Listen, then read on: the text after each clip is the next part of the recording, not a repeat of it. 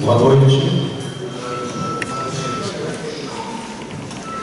Nós temos aqui muita honra de recebê-los nesse evento e nada que é mais importante que depois de respirar, né? É o ar, a água. E nós fazemos esse evento agora com a organização do professor Alessandro, professor Eugênio. Eu queria fazer uma solicitação aos senhores. Como nós temos uma filmagem, se os senhores pudessem chegar um pouquinho mais para aqui para o centro, seria muito bom para a divulgação do Instituto. Muito obrigado. Eu vou declarar aberta essa reunião, a preservação de Brasília vista pelo espelho da vida. E vamos iniciar, e eu vou chamar o professor Alessandro para que faça posse. Muito obrigado. Boa noite. O Instituto Histórico e Geográfico do DF tem a honra de receber 5 especialistas na questão da água do Distrito Federal. Justamente por serem especialistas, peço que se restringam aos 15 minutos previstos para cada apresentação.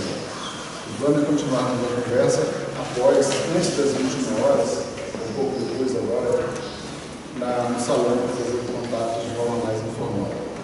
Perguntas de forma informal. A partir dessa reunião, o Instituto vai elaborar uma cartilha sobre a preservação da água no DF e como adequar o urbanismo a essa preocupação que é fundamental. Essa cartilha vai ser distribuída para as crianças que vêm, para a escola da rede pública que vem ao Instituto e também aos órgãos do DF, pessoas interessadas. Né? Para falar sobre o zoneamento econômico e ecológico, ZEE, contamos com Maria Silvia Rossi, autora da proposta vencedora do edital do Ministério do Meio Ambiente para o zoneamento do DF, com foco na valorização dos recursos hídricos e biodiversidade. Maria Silvia, por favor. Só para conhecermos. Para falar sobre o planejamento urbano, a desigualdade entre os bairros, o caos da mobilidade e outras infraestruturas, o superpovoamento e a impermeabilização do solo, contamos com Frederico Fósforo Pinheiro Barreto, arquiteto urbanista, doutor em Psicologia do Desenvolvimento Humano em Saúde, coordenador do Programa de Assessoramento Técnico a Iniciativas da Comunidade. Para falar sobre os aquíferos subterrâneos e as reservas hídricas do DF, contamos com Wagner Aparecido Augusto, doutor em Geociências, com foco em hidrogeologia e meio ambiente, especialista em recursos minerais e águas subterrâneas, com 20 anos de experiência em projetos na América Latina, Canadá, Moçambique, Mongólia e outros países.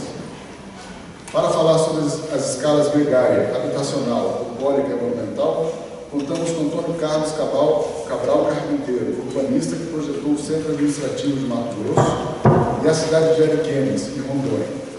Também coordenou a elaboração dos planos urbanísticos das cidades de Serra e Cariacica, no Espírito Santo. Para fazer contraponto aos palestrantes, o Instituto selecionou 4 ilustres cidadãos.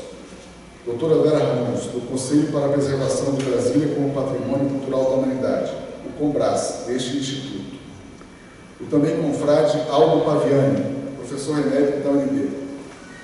O escritor Marcos Freitas, presidente da Academia de Letras do Brasil e funcionário da Agência Nacional de Águas e Saneamento Básico, a ANA.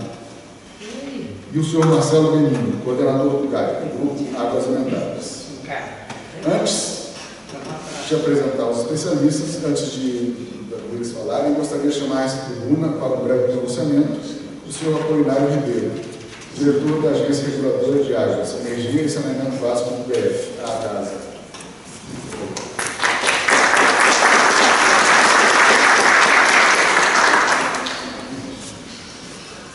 Boa noite a todos os presentes. surpreendeu ser convidado para falar no meio de tanta gente de ciência, de conhecimento, e que domina a temática tão importante. E, sobretudo, no Dia Mundial da Água. Eu tenho a sensação de que é a água que faz a civilização. Nenhum outro planeta tem civilização por falta de água. Então, em última instância, foi a água que forjou a civilização. Desde os primórdios, o homem caçava e fazia a colheita onde tinha água, porque era que dava vida. As principais cidades das civilizações antigas e as civilizações antigas, elas foram feitas às margens dos rios ou às margens do mar. E as civilizações mais importantes que nós conhecemos, a romana, a egípcia, a civilização persa, e todas as cidades importantes e grandes do mundo foram construídas às margens de um rio. Qualquer cidade que você pegar, e aqui como nós estamos no Instituto Histórico, eu posso dizer que em 10 de outubro de 1821, José Bonifácio de Andrade Silva escreveu um belíssimo documento que chama Cartas Deputadas da Província de São Paulo, que fundamenta um programa para a independência do Brasil, e no item 9 está Brasília. Ele diz que próximo do Parlamento 14 deverá ser construída uma cidade onde se abram estradas, onde se tenha fazenda, onde se faça oficinas, indústrias. Olha, o Bonifácio falava da indústria no DF naquela época, e dizia mais ainda, ao leito de um rio. Só que o Cerrado não dispunha dos rios ou do volume de água que o Bonifácio imaginou. Mas eu diria para vocês que foi a água que fez Brasília também. E não é pelo Lago Paranoá, não é pela Santa Maria, não é pelo descoberto. Sem água Brasília não existia. Porque o gênio de Niemeyer, o talento do Juscelino, o espírito empreendedor de Israel Pinheiro, não teria se materializado em uma das mais belas capitais do mundo se não houvesse água. Porque foi a água que fez o cimento, foi a água que fez o tijolo, foi a água que fez a telha, foi a água que fez a manilha, e foi a água que permitiu que a população migrasse e fizesse essa belíssima cidade que é Brasília. Então, a nossa responsabilidade não é só de conhecer, mas é de preservar. Então, eu queria encerrar dizendo que vocês estão de parabéns por esse evento e que a DASA está à disposição de todos vocês para a gente fazer parcerias, trocar experiências e se comprometer cada vez mais com uma questão tão vital que é a água. Então, muito obrigado e parabéns e boa noite.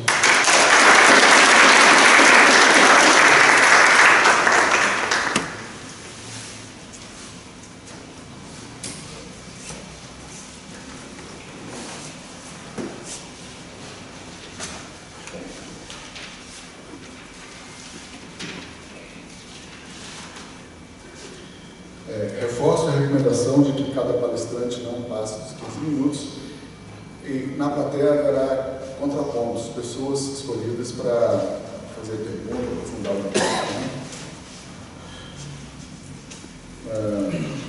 Passamos então a fala de Maria Silvia Rossi, coordenadora dos 23 órgãos estatais que cuidam do zoneamento do DF e vencedora da licitação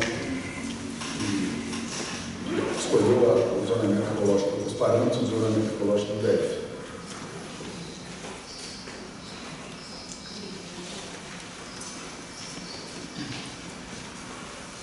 Boa noite a todos. Em primeiro lugar, eu queria agradecer o convite do Dr. Eugênio Giovenazzi, companheiro de jornada da questão ambiental há muitos anos, né? Pioneiro e que sempre está nos ensinando aqui como melhorar a nossa cidade. Eu tenho 15 minutos e eu escolhi um tema principal nesse grande guarda-chuva que é a questão das águas aqui no Distrito Federal, nesse dia. E talvez o tema seja meio provocativo para todos, mas esse era o ponto que me incumbiu o Eugênio Giovenazzi. A gente sair de uma zona de conforto e provocar as mentes e os corações para as reflexões que a gente precisa fazer. queria abordar com vocês é o fato de como é que a gente pode pensar as melhorias no nosso planejamento urbano.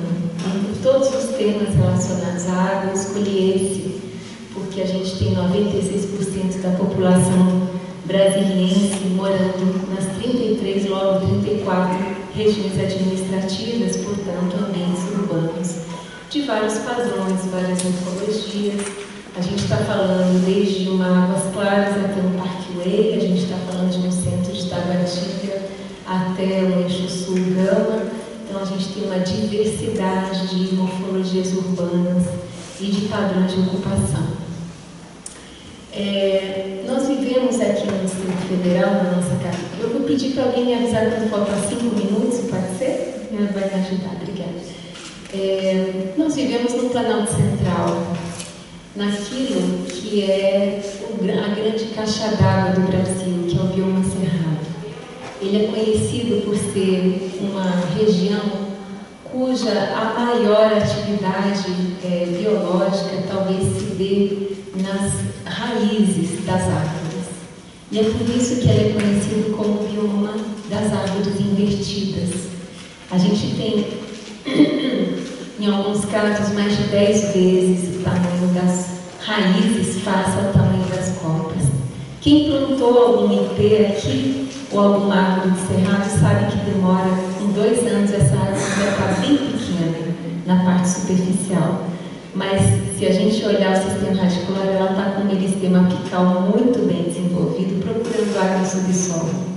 Nós temos uma prevalência de solos porosos aqui, de latossolos vermelhos e latossolos vermelho-amarelos, que chegam de 8 a 40 metros de profundidade. E, por incrível que pareça, essas árvores chegam no sistema radicular lá embaixo e buscam água dos aquíferos. Então, nossas árvores do cerrado não são questões só da beleza paisagística que elas oferecem com seus troncos retorcidos e suas mãos erguidas aos céus procurando água. Elas têm uma função ecossistêmica vital para o nosso sistema, que é a reciclagem da água. Não é só a reciclagem, a captação de água durante a época de chuva, que escorre toneladas nesses troncos maravilhosos retorcidos e que penetra até 40 metros ou mais de profundidade. E quando essas árvores morrem, os sistemas radiculares continuam oferecendo um caminho preferencial de água para a recarga dos aquíferos. Essa é a potência do cerrado, essa é a potência das árvores do cerrado. E é por isso, e não só por isso, mas principalmente pelas funções ecossistêmicas que a nossa vegetação faz, que a discussão de qual é o padrão de urbanismo, qual é o padrão da beleza, da estética da cidade e como espécies exóticas podem dificultar a manutenção desse ciclo, fora toda a discussão de impermeabilização do solo. Então a gente tem um casamento muito lindo, muito forte, muito bem desenvolvido nessa engrenagem natural, que é um solo poroso, permeável, capaz de internalizar, filtrando essa água, porque latossolo é um solo filtrante. Você chega ao final com potenciais poluentes filtrados e retidos. É quase uma coluna de sedimentação. Quem conhece laboratório sabe como é que é a filtração por coluna. De cromatografia, por exemplo, é o que o nosso solo faz. Então a gente tem, por um lado, de baixo para cima, os aquíferos, depois o domínio poroso, que é essa coluna de solo, uma esponja de solo, e por cima a gente tem a vegetação que permeia esse nível e oferece condições de funcionar quase como um ar-condicionado para cada um que vive aqui no Distrito Federal. A gente tem estudos mostrando que espécies nativas do Cerrado evapotranspiram e melhoram, às vezes 2, 3 graus, a temperatura local de onde elas estão implantadas. E isso é, de novo, a potência das árvores, da beleza, da funcionalidade do cerrado. Só que a gente vai para cidades com 2 grandes desafios nacionais, que é um problema de todas as grandes cidades brasileiras, que é um padrão de desenvolvimento urbano altamente impermeabilizante. Esse é o nosso primeiro grande problema. Planalto Central, onde a gente precisa que essas águas infiltrem, porque porque é dessas águas infiltradas que vão fazer duas coisas fundamentais. A primeira delas é a ressurgência de água pura nas nascentes. E temos muitas nascentes aqui no Planalto Central e em Brasília, muitas nascentes. São nascentes delicadas, são nascentes robustas, mas delicadas, de pequena vazão. Nossos rios aqui são riachinhos de pequenas vazões, com poucos metros cúbicos por segundo, mas elas têm uma importância vital para o resto do país, para as 3 grandes bacias onde elas vão se espraiar. Então a gente tem uma responsabilidade conosco e com o resto do país, na medida em que esses são os rios que vão ensejar o coração e o tronco desses grandes rios que nós vamos ver no Rio Paraná e outros rios tão grandes. Começam aqui. Então, ao selar, a segunda coisa que esse processo faz é manter a esponja do solo em um nível de vazão de base importante para nos trazer resiliência na época da seca. Porque nossos 7 meses de seca muito duras, as árvores do cerrado estão buscando água no subsolo e estão evapotranspirando aqui em cima. E são essas possibilidades que fazem com que os ambientes urbanos passem a ser mais aconchegantes, que não haja ilha de calor e que a gente tenha qualidade ambiental dos ambientes urbanos, para lidar com a secura e a reflectância do asfalto, dos pisos, de tudo que a gente está impermeabilizando. Eles são um contraponto que precisam existir para uma qualidade ambiental, para uma qualidade de vida da cidade. Então, quando a gente fala dessas duas funções, que é a manutenção, recarregar os aquíferos, a ressurgência por um lado e a manutenção das vazões de base, a gente compreende que a gente cortar o cerrado significa aproximar a gente de uma perigosa forma de insegurança hídrica. Por quê? Porque essa máquina natural de pôr água para dentro está sendo inviabilizada quando eu selo, impermeabilizo o solo. Essa água, em grande quantidade, vai fazer o que todos nós vemos aqui, que é circular pela cidade sem ter onde entrar, alagando, impedindo nossa circulação. Agora, a gente tem alguns paradigmas muito importantes. A gente tem no plano piloto uma das maiores áreas verdes por habitante e alagamento. Nós estamos há 10 anos discutindo no governo a importância de trabalhar as áreas verdes como ativos ecossistêmicos urbanos, como áreas preferenciais para recepcionar essas águas, porque está lá a máquina para internalizá-la. A gente só precisa canalizar em alguns locais, para que a gente deixe um padrão de drenagem convencional que vai fazer tudo que nós não queremos, que é concentrar em grande quantidade uma água que já lavou a cidade e, portanto, é suja, tem resto de metal pesado de pneu, tem uma série de detergentes, tem uma série de problemas, e que essa água vai ser concentrada e jogada aonde? Numa cota mais baixa da topografia, portanto, no Lago Paranoá ou nas cotas de concentração de água. Ora, o Lago Paranoá, nosso manancial, é o maior, um dos maiores áreas de reuso, água de reuso que a gente tem do mundo, é esse lago urbano aqui do Distrito Federal. E a CAESB não tem condição nem tecnologia de identificar e filtrar os micropoluentes, os microplásticos, os hormônios, como também não tem como filtrar os metais pesados. E é essa água que a gente vai beber, que vão para 200 mil pessoas as nossas torneiras. Então, essa equação não está sustentável. Não está do ponto de vista nem do desenho urbano e nem da saúde pública. Agora, a gente poderia, em vez de uma drenagem convencional, empoderar o tema do urbanismo. Esse encontro de disciplinas que está, na minha visão, muito subestimado, porque ele poderia prover os desenhos e as soluções urbanas para prover a qualidade ambiental de que nós necessitamos. Por exemplo, incorporando no seu desenho o manejo de águas pluviais, que é um conceito do quê? De não concentrar a água e transportá-la para longe, de fazer a gestão no ponto gerador. A água que cai aqui é manejada aqui, é interessada para a área verde mais próxima aqui. Ela não vai gastar milhões de dinheiros com tubulões de 2 metros ou mais desaguando num lago ou em outros mananciais. Ela é gerenciada pela própria cidade. E isso é um paradigma do manejo de águas pluviais, assim como a gente tem um paradigma, de soluções baseadas na natureza e uma série de outras tecnologias consagradas pelo mundo trabalhar com cotas e relevos, a gente evitar ruas retas, a gente ter mecanismo de retardo e não de aceleração das águas, tudo isso é possível, está no nosso alcance. Mas a gente tem que mudar a nossa cultura. E eu faço autocrítica como governo. A nossa cultura de planejamento no âmbito do governo precisa evoluir. A sociedade tem cobrado isso. E nós temos sido, como governo, como Estado, lentos em recepcionar essa visão mais amadurecida. E precisamos fazer esse esforço de exercício.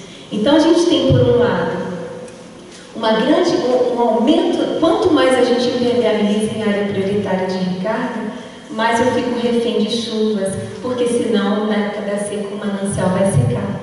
A gente não vai ter nível de base. A esponja do solo, o domínio poroso vai secando, a água vai descendo e a gente, por manancial que está acima, vai descendo. Mas se eu mantivesse essa umidade nessa esponja do solo, nesse domínio poroso, a gente manteria o nível de base do reservatório e passaria pelos 7 meses com menos dificuldades do que a gente passa hoje. Então, tudo é uma questão de como a gente vai gerenciar os nossos estoques d'água. E o urbano, hoje, é um dos elementos mais importantes que a gente tem para equacionar essa questão das águas. É o elemento, talvez, que tem um maior impacto duradouro, que é a forma da gente planejar as nossas cidades, a forma da gente viver nas nossas cidades. Então, esse era o apelo hoje que o Giovanni Giovenardi me incumbiu, e eu quero dizer que é isso que o ZE recepcionou. É esse tipo de discussão que a nossa lei da sustentabilidade, a Lei 6269 de 2019, que instituiu o zoneamento ecológico econômico, discutiu. E nós fizemos a opção, então, naquele momento, de não concorrer com documentos e comandos e diretrizes legais de uso do solo, porque isso está emanado por duas grandes políticas. O Estatuto da Cidade, que vem com o PDOT, o Plano Diretor de Ordenamento Territorial, a Lei de Uso e Ocupação do Solo, as diretrizes urbanísticas e um conjunto de regramentos que vão instituir o que pode ou não pode fazer em cada lote ou cada área do território. São instrumentos de definição de usos do solo. Mas a gente tem os instrumentos de definição de usos ambientais, tem os zoneamentos de unidade de conservação, uma série de outros zoneamentos da APA, do Planalto Central, que também são zoneamentos de uso. E do encontro desses zoneamentos, o que a gente sentiu no ZE é que a gente não poderia colocar uma camada que pudesse reduzir ou deseducar ou conflitar com esses instrumentos vigentes de uso. Então, o que nós fizemos? Demos um passo atrás e procuramos as bases científicas para que essa definição de uso acontecesse no momento seguinte na revisão desses instrumentos. E é por isso que o zoneamento ecológico econômico trata de dois riscos principais. Os riscos de perda de serviços ecossistêmicos, como a recarga de aquífero.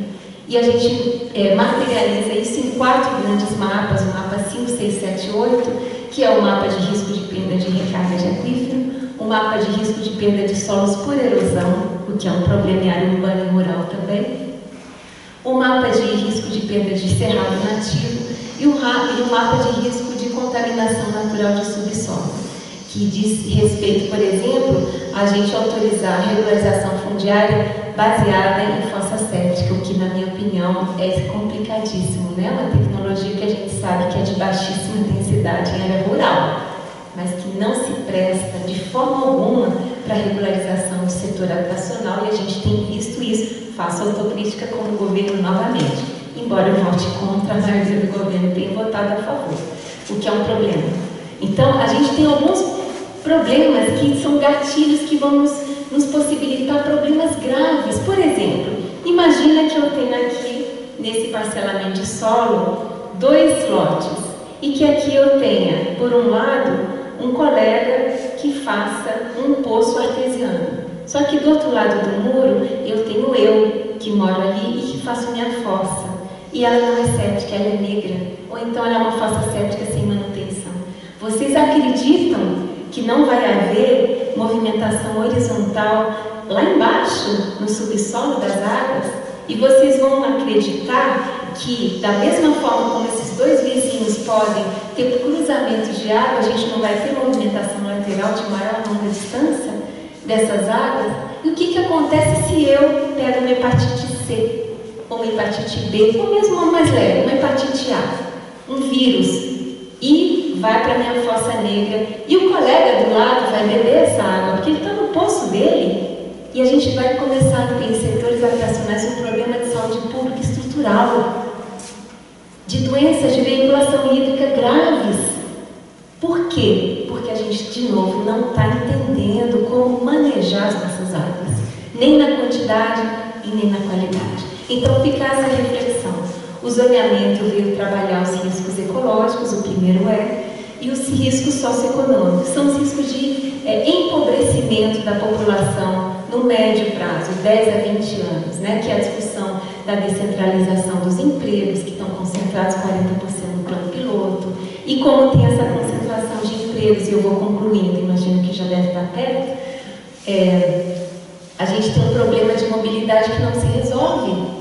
A gente não consegue resolver um problema de veículos de maior capacidade para transporte público, porque nenhuma cidade se mantém com um sistema em que eu não tenha entrada e saída de passageiros durante todo o período. E aqui a gente não consegue fechar essa equação, porque de manhã vem todo mundo para o plano piloto e o ônibus volta vazio, e à noite vem todo mundo para suas casas e ele volta vazio de novo.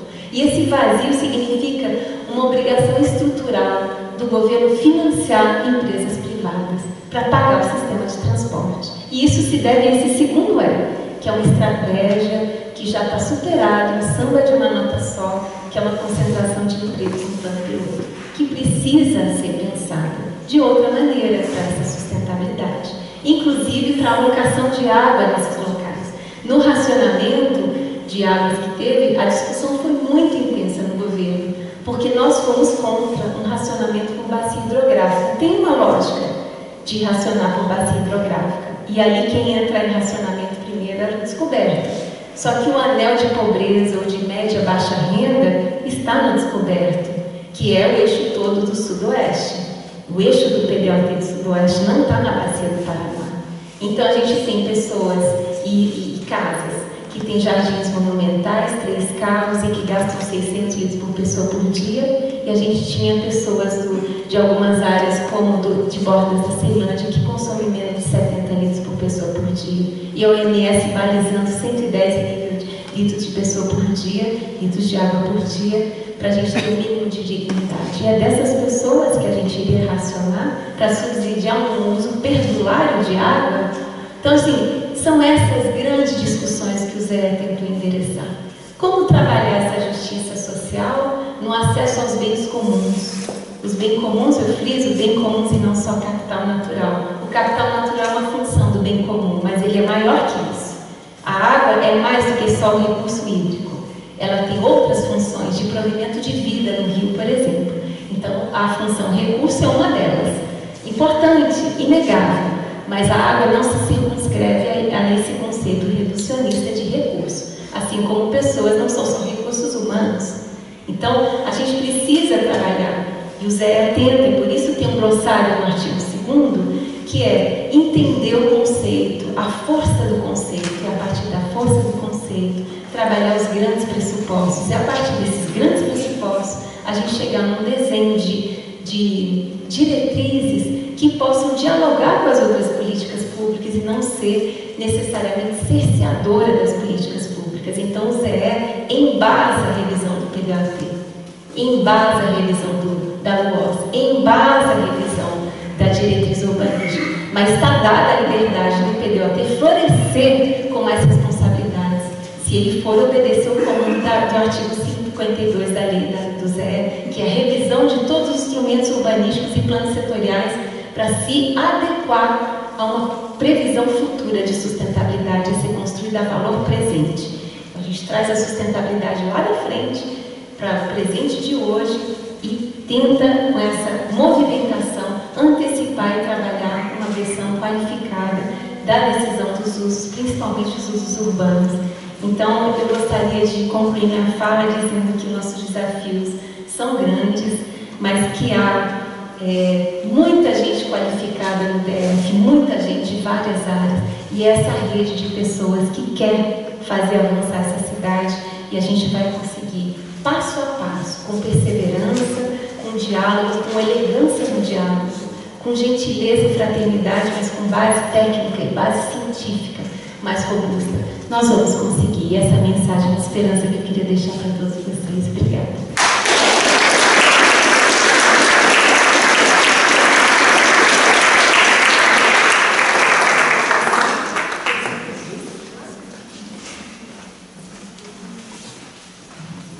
Passemos agora a fala de Frederico Flósculo, arquiteto, doutor em Psicologia do Desenvolvimento Humano e Saúde.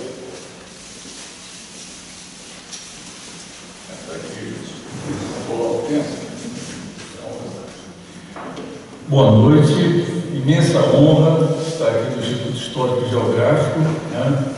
Boa noite, Carpinteiro, mestre querido. Boa noite, Paviani, mestre querido. Tanta gente boa e querida. Bom, eu fico super honrado pela confiança, né? Devo atribuir a culpa de minha presença aí ao Eugênio Giovenardi, generosíssimo, né? E a tantas conversas que a gente teve sobre Brasília, sobre urbanidade, né? Ele é até responsável por essa ementa valiosíssima que ele colocou aí no chamado. Eu vou tentar honrar uns 1% da ementa que Eugênio colocou, e é um desafio. Não dá para falar de tanta coisa boa como o Eugênio gostaria. E eu tinha até preparado uma apresentação organizadinha, mas depois de ouvir Maria Silvia, eu fui dissolvido pelas águas. Né? Eu adorei ouvir Maria Silvia. Eu acho que foi uma coisa boa ouvi-la antes, porque ela fala sobre ciência. Ela nos traz um fundamento essencial para o urbanismo, que deveria ser essencial, que é a questão da ciência. Então, até mesmo na apresentação, uma primeira coisa que eu não vou mostrar, mas vou falar, preferir o discurso descorreto, é que nós estamos com um problema sério com o planejamento urbano. Nós temos uma crise seríssima com o planejamento urbano neste momento e nesta cidade. Tá? E é uma crise brasileira, porque o planejamento urbano, ele nasce com a modernidade, com a pretensão realmente de ajudar as cidades a se modelarem essas forças poderosíssimas do industrialismo. Então nasce uma nova cidade no mundo há cerca de 2 séculos, 3 séculos passados, e que nós já até agora estamos vivendo essa intensa transformação. Então o planejamento urbano, ele tem uma evolução como linha de pensamento urbano interessantíssima. E é interessante que as evoluções nem sempre são para cima, para frente e para o melhor. Muitas vezes as nossas ideias retrogradam. As nossas ideias podem se mostrar difíceis e às vezes é impressionante como a humanidade é meio covarde, né? Essa humanidade que governa, essa humanidade que administra, ela não tem o menor escrúpulo em anular ganhos, muitas vezes filosóficos e científicos. Então a gente vive neste momento um certo negacionismo relacionado ao planejamento urbano. O planejamento urbano que eu conheci quando estudei arquitetura, em uma certa década do século passado, ele pretendia ser multidisciplinar. Era o estado da arte do planejamento urbano, era a multidisciplinaridade, era o esforço de você reunir as áreas de conhecimento da maneira mais plural para ver se a gente entendia direito o que era aquela cidade, o que estava acontecendo com aquela cidade, o que podia acontecer. Eu realmente vejo que foi precioso esse momento de formação daquela geração que há 40, 50 anos atrás estudou o urbanismo daquela forma, porque hoje é exatamente o inverso. Ao longo dessas décadas, nós vimos o planejamento urbano se empobrecer vigorosamente até se tornar, se eu elogiar, monodisciplinar e se tornar facilmente manipulado pela política e por desejos poderosos de gente que não quer saber de ciência e não quer ter limite algum. Esse ponto da monodisciplinaridade, do empobrecimento do planejamento urbano é importantíssimo e tenho ciência disso. Quando alguém vier falar sobre planejamento urbano, examinem os fundamentos disciplinares do que essa senhora, esse senhor está falando, porque provavelmente não haverá ciência, haverá o repúdio à ciência, e esse é o primeiro ponto da conversa. Até é interessante ouvir Maria Silvia com relação à questão do ZE, porque eu sou um tremendo crítico do que foi elaborado no governo Hollenberg. Há um problema seríssimo com esse ZE, e eu vou dizer o que é a falta de parâmetros. Nós precisamos de parâmetros ambientais para saber aonde é que você tem uma crise. Se você tiver uma análise do ambiente, um zoneamento do ambiente, não souber no zoneamento ter critério para dizer isso sim, isso não, isso talvez, mas vai levar a consequência tal. Você tem que ter uma teoria concreta sobre a ação, a gestão e como a ciência está se aplicando. Infelizmente não vejo isso no ZE. Lamento dizer, eu vejo o ZE mais como um instrumento burocrático de aprovação de projetos e iniciativas.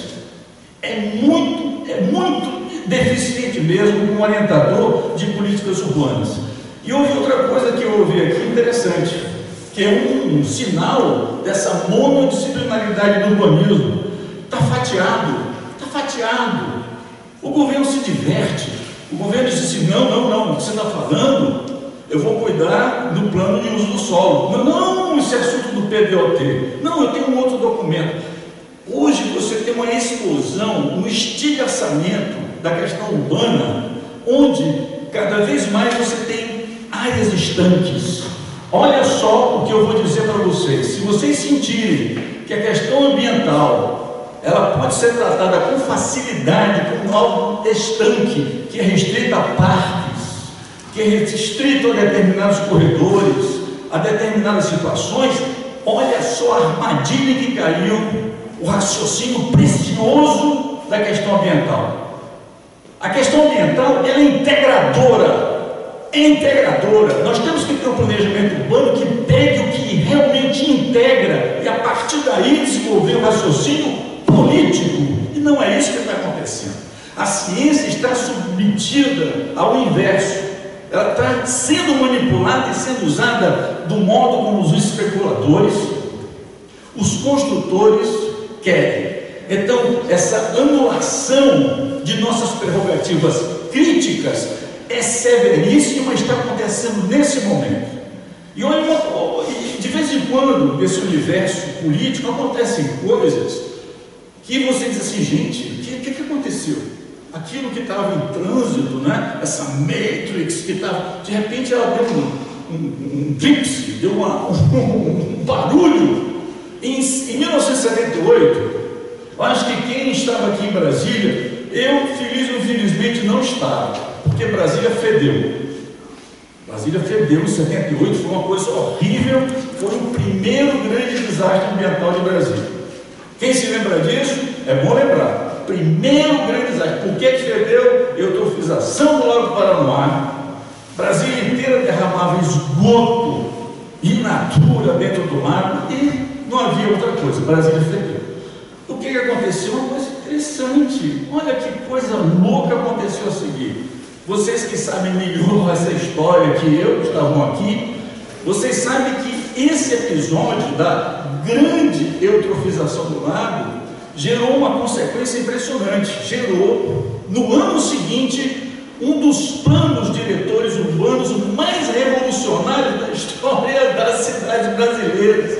O primeiro plano de Brasília, depois de Lúcio Costa, e o primeiro plano no Brasil com base hidrológica, com base ambiental, o PEOT, Plano Estrutural de Ordenamento Territorial. O PEOT foi impressionante, estabeleceu bases onde todos os mananciais, toda a capacidade de abastecer e sanear, porque se você tem uma coisa, que é a água limpa aqui, outra coisa associada é o xixi que eu vou fazer já já. Quer dizer, eu preciso de água para viver. A gente fala de água associada à vida, mas eu preciso de água para limpar todos os dejetos desse ciclo de uso da água. Saneamento custa água e não é pouca, não. Então, o que aconteceu em 79? 79 foi revolucionário. Agora, eu pergunto, politicamente, de onde é que veio esse peote? Ele surgiu de onde? Não foram os técnicos, não. Uma coisa elogiável é o seguinte: a capacidade técnica da CAESB, aquela CAESB do final dos anos 70, uma vez demandada, fez o que era certo e fez um dos estudos mais brilhantes sobre sustentabilidade, isso quando sustentabilidade estava nascendo como debate mundial. Foi Ernesto Geisel, o pai do peote. É uma coisa incrível. Mas como Ernesto Geisel? Não é aquele general, né, do ditador? Exatamente. Porque fedeu primeiro no Palácio, fedeu primeiro no Congresso, fedeu no plano diretor, fedeu em tudo que era quadrante de Brasília. E o alemão disse assim: que é isso? Vamos tomar uma providência. Presidente, olha, estou jogando muita merda no lago. Não, está uma coisa horrorosa. O lago não deixa de feder. Vamos acabar com isso. Olha só, olha como Brasília é estranha. Brasília já está chegando, no Distrito Federal, a população do Uruguai. E a gente ainda está atrás de um líder. E isso é verdadeiro agora. O vazio intelectual que nos leva a não revolucionar o planejamento urbano, a não fazer esse desiderato da Maria Silva, que é você ter um planejamento urbano que se integre com a ciência ambiental, é muito sério. Realmente continuamos a precisar de uma governadora ou de um governador que tome essa decisão. Eu não sei até quando Brasília vai depender tanto de líderes solitários, mas pode acreditar, continuamos a depender. Os técnicos não fazem essa revolução. Mas não é só em Brasília, não. Isso é uma crise do planejamento urbano. Olha a cidade, o que os arquitetos urbanistas, os geógrafos, os advogados, os economistas produzem na área da humanidade. Eles não deveriam produzir ordem? Olha para as nossas cidades, olha para a cara do real. O universo do real é caótico. Brasília, aquela Brasília do Lúcio Costa, é uma exceção extraordinária. Não é à toa que nós somos patrimônio cultural da humanidade. Surgiu no Cerrado, em função de uma decisão ancestral brasileira, essa joia que é Brasília, e a gente não consegue planejar direito, tendo essa joia diante de nós. Qual é o nosso problema? Por que você tem o exemplo, não consegue compreender o exemplo, elogia o exemplo e o maltrata e o deturpa no dia seguinte, na forma dessas 34 regiões administrativas de caos puro? Está aí. Maria Silvia, o Distrito Federal ocupado de uma maneira desordenada. Diga aí quem vai falar a seguir, encerrando essa fala, qual é a bacia hidrográfica do Distrito Federal que está imune a invasores? Qual é a bacia hidrográfica que não está sendo dividida, seja por grileiros que exploram a pobreza, seja por incorporadores que fazem condomínios de luxo, como está acontecendo na bacia do São Bartolomeu? Nós temos uma situação inaceitável, baseada na prevalência da política sobre qualquer ciência. E essa é a revolução que a gente tem que fazer. O PDOT, ele não vai ser revisto de acordo com o ZE, não vai. Por quê? Nós estamos já, deveríamos estar no 5º ou 6º PDOT, vamos entrar agora no 4º, com muito sacrifício. De acordo com a lei orgânica do DF, desde 93 a gente devia ter um ZE, fomos ter agora, em 2019, pelas mãos dessa equipe valente de Maria Silva. Ou seja, todos os PDOTs, todos deveriam estar fundamentados no ZE, nenhum está. E eu digo para vocês, o próximo não estará. Ou se estiver, vai agradecer a maneira como a gente fez o ZE, porque é possível desconversar. É possível desconversar acerca daquilo que é ambiental e eu entrar no mérito do que me interessa. Especulação imobiliária, expansão urbana, concentração do solo, verticalização, dinheiro pra caramba nessa galinha dos ovos de ouro imobiliária que é Brasil. Então, nós estamos aí com um compromisso seríssimo de romper em algum momento. E nós precisamos de um ZE, mas de verdade.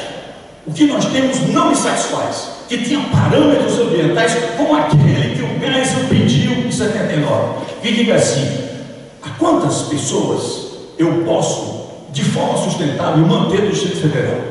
O que acontece se eu tiver um padrão de ocupação X na bacia do Descoberto, Y na bacia do São Bartolomeu, Z nas demais bacias? Isso tem que ser sabido agora. Isso é ciência positiva. Obrigado.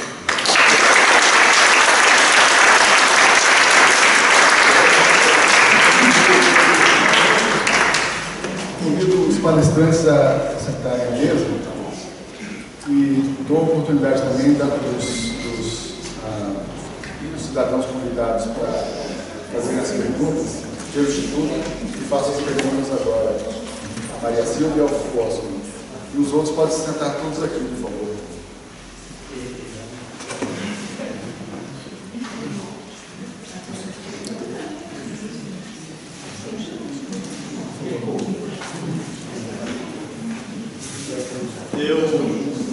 Eu quero pedir licença, porque isto não é opinião danada, não é ideia danada. Eu estudo, conheço Maria Silvia, uma grande referência, eu estudo o Distrito Federal há uns 20 anos, mais ou menos. Eu participei de um grupo que formou uma proposta de diversificação da matriz econômica do DF. Nós publicamos esse trabalho pela Fibra. E eu brinco que a gente precisa romper com a monocultura do serviço público. Isso é extremamente delicado e eu não quero que vocês avaliem esse comentário que eu vou fazer em 2 ou 3 minutos como uma leitura superficial. Eu estou estudando ainda, é a parte que eu estou estudando agora, Maria Silvia, é infraestrutura, macrologística e cadeia de suprimentos para a diversificação da matriz econômica do DF. O DF tem, eu nunca consegui esse dado preciso, aproximadamente 200 mil hectares de parques. E nós temos 740 hectares de área de desenvolvimento econômico. Nós não temos parque demais, nós temos desenvolvimento econômico de menos. Aqui nós vivemos do serviço público. E quem não vive diretamente dele, trabalha a partir da renda de quem vive dele. Então, a serralheria, a lavanderia, a oficina de carros, tudo trabalha em função disso. Nossa principal virtude é ter a maior renda per capita do país. E nossa principal fragilidade é ser o maior exportador de renda do país. E essa questão não é um debate de menor importância. A questão do espaço geográfico é extremamente importante e grave. E quem destrói o meio ambiente também é o pobre por insuficiência. A tragédia se abater de forma mais brutal e cruel o homem sem moradia e sem renda.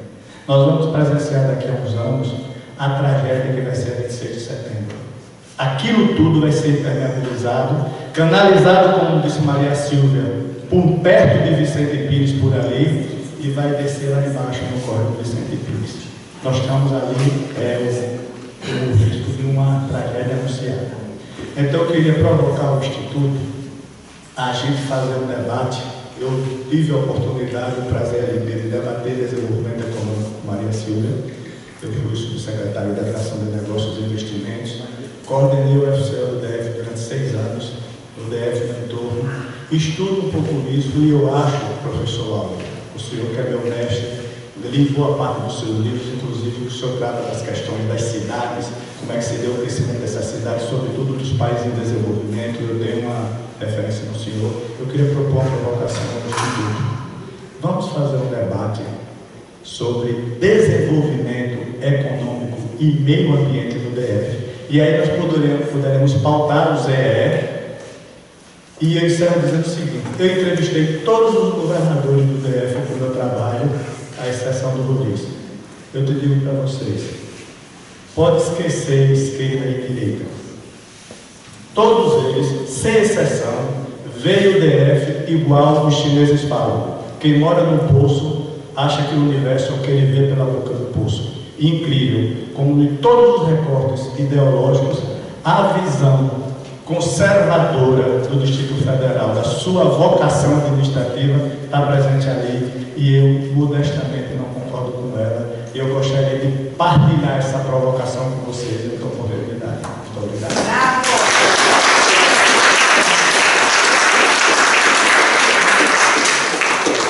Convido os palestrantes a sentarem-se à mesa e há debatedores pré-escolhidos que podem fazer já as perguntas ao Fósforo e a Maria Silvia, que já fizeram as palestras. Se quiserem fazer agora ou ao final das 5 apresentações. Sim, por favor.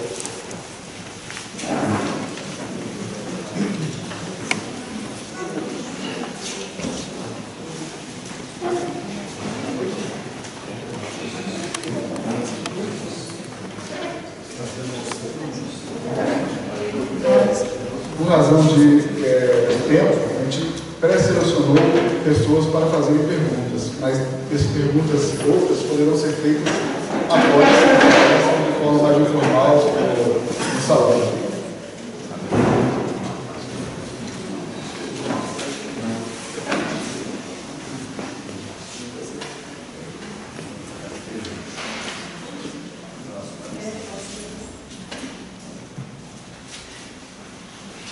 Vamos então passar ao próximo palestrante, fazer umas perguntas ao final, então. Certo. Então, agora Magnei é o curso do doutor em Geociências.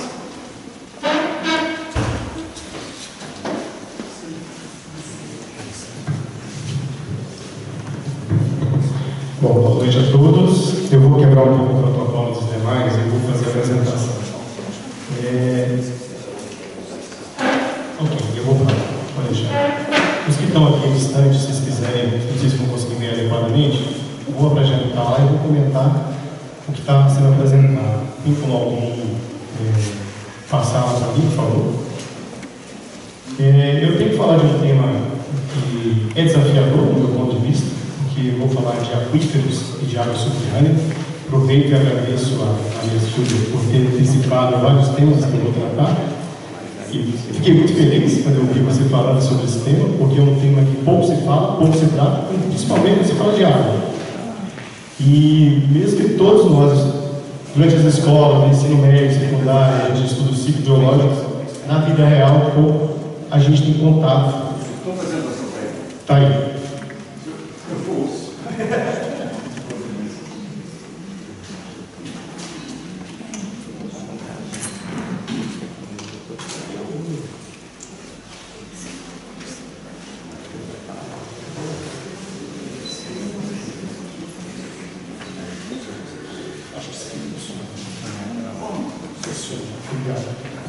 Bom, pessoal, depois de ter quebrado aqui um pouco o protocolo, eu vou começar mostrando essa imagem que foi tirada de drone.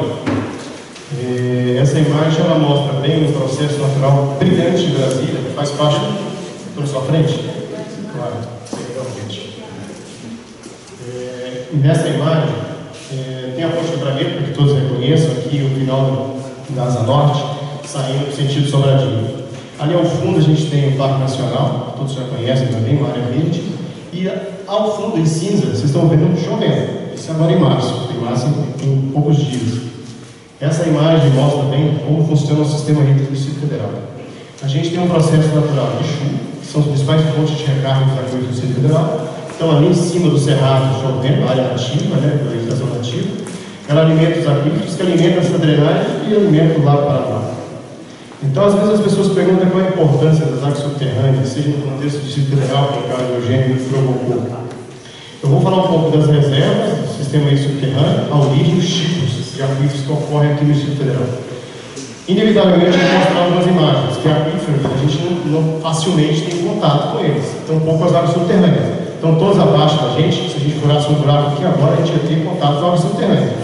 Mas, no dia a dia, a gente não tem contato com isso. Então, é muito difícil para a maioria das pessoas observar como é que isso funciona. Então, eu vou trazer alguns conceitos básicos, não quero entrar muito em detalhe, mas vou chegar num ponto que eu espero esclarecer um pouco mais sobre os aquíferos do Distrito Federal e qual a importância deles.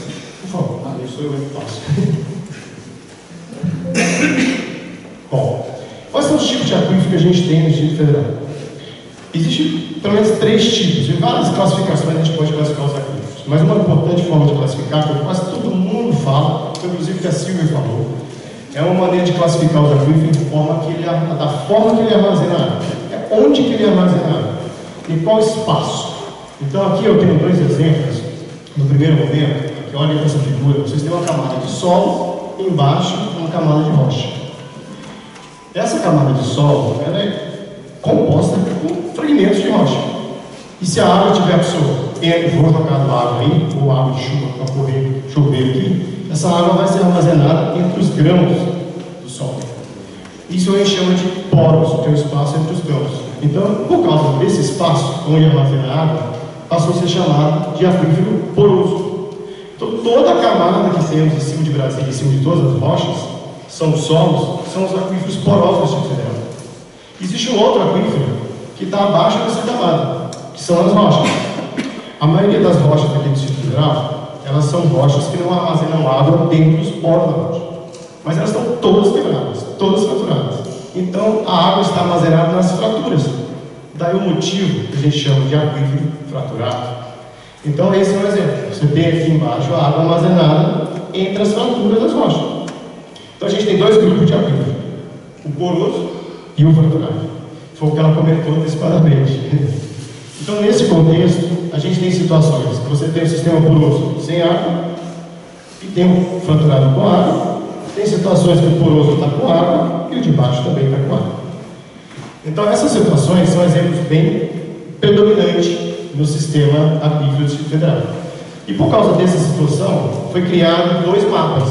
Um mapa que representa os aquíferos que estão na superfície, que são os porosos, e um mapa que representa os aquíferos que estão nas subsuperfícies mais profundas, como eu coloquei aqui, aquífero raso e aquífero profundo. Esse, por exemplo, é o mapa do tipo de solos do DF. Ele representa 8 tipos de solos que tem no Distrito Federal. Só vocês se localizarem, aqui está o lado do Paraná. Observe que esse vermelho e o amarelo, inclusive foi citado pela Silvia também, vou te citar várias vezes. Ele é o solo que predomina no mapa do Distrito Federal. Observe, esse é o latosolo, que é um solo arenoso, ou azeitoso, mas ele predomina. Então ele representa o principal tipo de aquífero poroso que a gente tem no Distrito Federal. Abaixo dele tem as rochas fraturadas, que eu vou passar aqui para frente. Esse é o mapa que agrupou aqueles solos em situações de armazenamento similares e simplificou de 8 tipos de solos para 4 tipos de aquífero poroso. Observe que o roxo, ele é o que predomina. Então é um sistema aquífero poroso que mais ocorre no Distrito Federal. Tem uma espessura aí um pouco maior que 5 metros, mas pode chegar a 30 ou mais. Tá? Ele produz água? Sim. Ele armazena água? Sim. E ele tem um papel fundamental, que ele é o principal que absorve a água para alimentar o fraturado que está embaixo. Tá? O próximo mapa, ele mostra o mapa das rochas que estão abaixo dele. Então, foi permitido agrupar todas as rochas para que pudesse mostrar os tipos de rochas que compõem o sistema fraturado. Cada tipo de rocha aqui tem propriedades diferentes, mas todas são fraturadas. E elas são fraturadas de forma diferente. Então, por causa disso, elas armazenam água de forma diferente, umas mais, outras menos. A mais relevante é essa vermelha que está ao centro. O centro tem em volta de Brasília. Essa aqui é a que mais produz e armazena água no Distrito Federal. Por coincidência, no projeto de Brasília, essa área é uma área super favorável para armazenamento, para recarga e para produção de água subterrânea. Os poços da área dessa vermelha aqui produzem mais ou menos 12.500 litros de água por hora, com valor médio. Tem poços que produzem mais, outros menos, mas é para ter uma ideia do volume de água que se produz quando você fura poços nessa região. Os demais tem uns que produzem similar, outros mais, outros menos, mas no geral essa é uma mensagem que eu quero deixar para vocês, que existem vários tipos de aquífero no Distrito Federal. O que está em cima, o que está embaixo, e podemos representar isso no mesmo mapa do Distrito Federal, mas é importante ter consciência de como é que funciona esse sistema. Essa é uma tabela só ilustrativa para mostrar os tipos de rocha, os tipos de solo, as vazões dos poços que são encontrados nesses aquíferos e os nomes que foram dados para eles, um nome técnico, né? Eu não vou entrar no detalhe, que foge um pouco do tempo. Aqui, esse mapa é um mapa que vai ajudar a gente a entender mais ou menos como é que funciona o processo de infiltração de água no Distrito Federal. Ele é um mapa de declividade, ou seja, é um mapa que me mostra a inclinação do terreno. Em vermelho são as áreas mais planas e azul são as áreas mais inclinadas. É perceptível quando a gente olha uma área inclinada, quando cai uma água, ela escorre muito mais rápido. Então, é natural que ela tenha menos tempo para ficar naquela superfície. Então, as áreas inclinadas infiltram muito menos água do que uma área plana. Observe que a área plana predomina no Distrito Federal. Então, a gente tem bastante área plana. Mas não é só isso que define a capacidade de infiltrar, não é só o relevo. Outra informação relevante é a chuva. A chuva é uma área, digamos assim, a principal fonte de água para a recarga, os aquíferos, rios e todos os reservatórios hídricos. Observe que existe chuva aqui em azul, é a área mais que chove mais, esse escuro, e o claro que chove menos. A gente tem chuva em Brasília de 1.800 até 700 milímetros em média por ano. Nesse contexto, as áreas que têm mais condições de fazer recarga é onde chove mais, e também plano. Então eu posso, somando essas informações, entender como é que funciona a recarga dos aquíferos. Nesse contexto, a gente também tem as coberturas do solo, a urbanização. Observe aqui, voltando aqui o lado Paranoá, aqui asa norte e asa sul, toda a área urbana. E em Brasília existem padrões de urbanizações diferentes. Áreas muito mais densas, outras menos densas, áreas mais vermelhizadas, áreas menos vermelhizadas. Mas esse mapa ele foi criado no intuito de mostrar a capacidade de retenção da água de chuva nas condições de solo e uso e ocupação do espaço, ou seja, uso e cobertura de solo, área urbana ou não área urbana.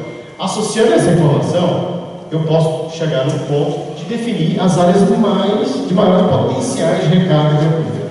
Então, somando tipo de solo, superfície, declividade, todos os parâmetros relevantes, eu chego, por exemplo, nesse mapa, onde eu tenho escuro, as áreas com maior potencial de recarga de aquífero. Observe que coincide com as áreas verdes, que são as áreas preservadas, e coincide também com as rochas, os tipos de solo mais favoráveis e a declividade da região. Ok? Então, nesse contexto, eu quero trazer aqui o principal ponto sobre as funções do aquífero no Distrito Federal e em todas as regiões do planeta, mas especialmente no Distrito Federal, é a função filtro. Em áreas urbanas, o aquífero ele tem um papel fundamental. Tudo que a gente tem de atividade poluidora ou potencial contaminação na superfície, quando chove, isso infiltra no solo. Devido à profundidade do aquífero, sendo mais raso e mais profundo, essa camada ela funciona como filtro. Ela filtra praticamente quase todos os contaminantes, ou grande parte deles, e impede que essa água chegue suja aqui embaixo. Então, na maioria dos casos, os aquíferos têm água muito limpa. Observe que a grande maioria das pessoas preferem, nas regiões, perfurar poços, escavar poços, porque a água é limpa, é água mineral. Então, o papel, a função filtro dos aquíferos, ela é fundamental. Além disso, ela tem uma função reguladora de reservatório que todo mundo tem ciência. Ela reserva e guarda a água como qualquer outro reservatório. Tem uma função geotécnica. Essa função geotécnica é basicamente de estabilidade do terreno. Existem cidades como a cidade do México que estão afundando a cidade simplesmente pelo fato de excesso de sobreexplotação de água. Você tira a água que sustenta aquela região, a tendência do terreno é acomodar, é afundar. Então tem uma função geotécnica, tem outros casos que deveriam exemplificar. Mas eu trouxe um caso especificamente para mostrar a função reguladora. O que é a função reguladora? Ela tem um papel de regular o funcionamento líquido do sistema, do ciclo hidrológico. Então ela me garante a disponibilidade de água no tempo. Como é que isso funciona? Isso funciona o seguinte: em muitos exemplos de figuras que a gente vê nos livros didáticos, a gente, quando chove, tem um processo de chuva na superfície, você tem um processo de escoamento da chuva.